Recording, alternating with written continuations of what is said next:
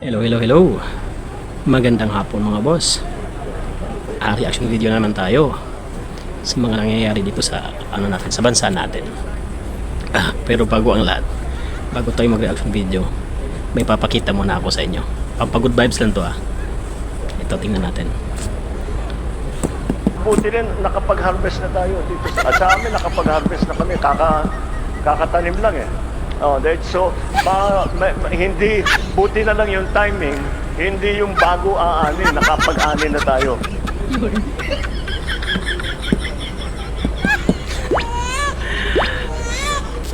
Grabe talaga mga boss, kakatanim pa lang umaani na kaagad. Grabe, believe talaga ako sa government ngayon. Ang bilis mag-aani. Ay nako, Mr. President, ano kayo nakain mo na naman? Ano ba yan? Kung ano-ano na lang sinasabi mo. Okay na tayo mga boss. Ayun, pampagod vibes lang yun, yung statement ni ni Mr. President na kakaani pa lang, kakatanim pa lang, anihan na agad. Grabe talaga. So ito, doon tayo sa nag-aaktibong nag-aaktibo pa rin na issue sa confidential fund na 125 million di umano. Yung confidential fund ng OVP, yun po, Office of the Vice President, 125 million na ginasta umano sa loob lang ng 11 araw.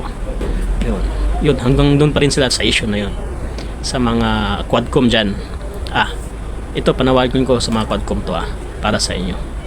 Bakit busy kayo sa 125 million sa OVP na confidential fund? May nagpapatanong sa akin, tanong, paano ba yung bilyon-bilyong ginasta ng gobyerno ni Marcos ngayon? Unang-una, yung bilyon-bilyon na flood control project di umano na natapos, bilyon din yun, hindi yun million, bilyon yun, diba? Pangalawa, yung confidential din na nangyayari sa PhilHealth, bilyon din yun, hindi yun million take note, Quadcom at saka sa good governance, bilyon yun. Ako'y nagtatanong lang, sarili ko tong katanungan, nasa na yun? Nag-iimbestiga ba kayo nun? Nag-iimbestiga ba kayo? Wala, hindi ba? Napakalaking pera ang ginasta ng gobyernong ito, bilyon di umano. Wala sa kalingkingan yung 125 million na confidential fund, na confidential nga, hindi ba? Taga Quadcom at sa good governance na yan. Pangatlo, may pangatlo pang tanong. Huwag yung sabihin hindi kayo aware o hindi nyo alam tong sa nabinta na gold bar, yung sa 25 tons, na di umano ang halaga is 129 billion. Ayon po yun kay PRRD. Hindi nyo ba rin yun alam? Imposible naman. Bakit hindi kayo nag-iimbestiga? Nasa na yun? Diba? At saka alam kong galit kayo ngayon dahil sa tinanggal na budget ng ng House of the Representatives, yung AX-AKAP nyo, diba tinanggal sa Senate yun. Kaya nag-aalburuto kayo, lalo Martin Romualdez. Sir, mawalang galang na, pira namin yan, di nyo pira yan, mahiya naman kayo.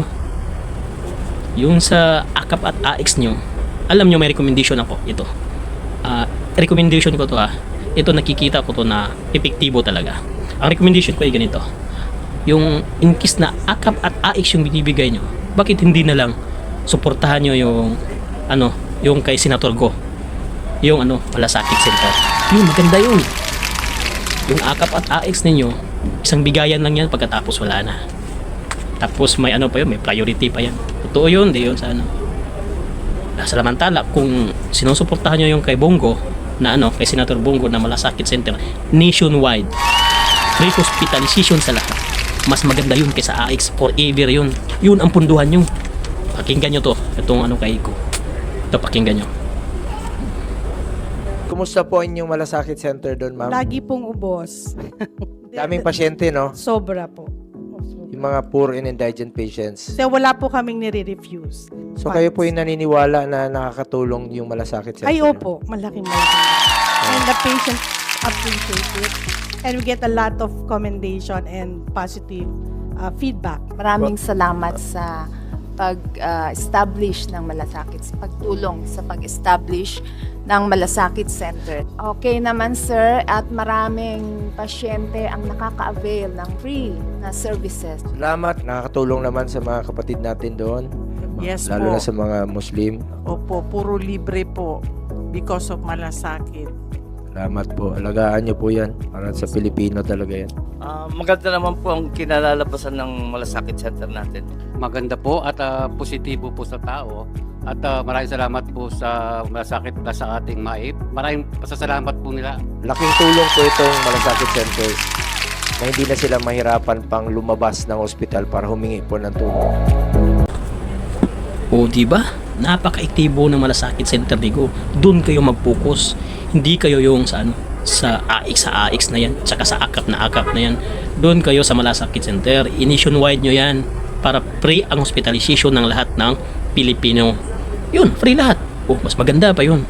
Di ba? Yun lang recommendation ko lang naman yun. Hanggang dito lang mga boss. Sukran.